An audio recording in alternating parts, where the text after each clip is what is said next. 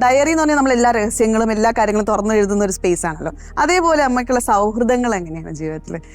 എന്തും തുറന്നു പറയാവുന്ന അടുത്ത സുഹൃത്തുക്കൾ എന്ന് പറയുന്നത് സിനിമയിൽ നിന്നാണോ അതല്ലാതെ അമ്മയുടെ? അല്ല, സിനിമയിൽ നിന്നല്ല. എനിക്ക് പ്രേമ കാർത്തിക് എന്ന് പറഞ്ഞിട്ട് ഒരു സുഹൃത്തുണ്ടായിരുന്നു.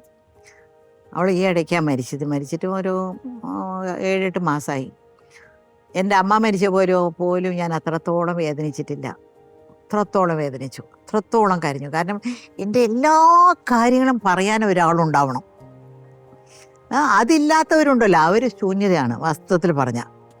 നമ്മുടെ കാര്യങ്ങളൊക്കെ ഭർത്താവിനെ അത് മനസ്സിലാക്കാൻ പറ്റിയ, നമ്മൾ പറയുന്ന രീതി, എന്ത് രീതിയിലാണ് നമ്മൾ പറയുന്നത്, നമ്മുടെ മനസ്സിലുള്ള എല്ലാ കാര്യങ്ങളും. ഇപ്പോൾ ഒരു വീട്ടിൽ തന്നെ ഒരു കാര്യം ഉണ്ടായി, അത് പറഞ്ഞാൽ അത് മനസ്സിലാക്കാൻ പറ്റിയ ഒരാളില്ലെങ്കിൽ ലോകത്ത് പിന്നെ ജീവിച്ചിരുന്നൊരു കാര്യമില്ല.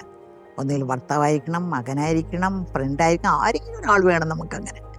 അങ്ങനെ ഒരാളെ ഞാൻ നഷ്ടപ്പെട്ടു. എനിക്കങ്ങനെ ഒരാൾ ഇനി ജീവിതത്തിലില്ല.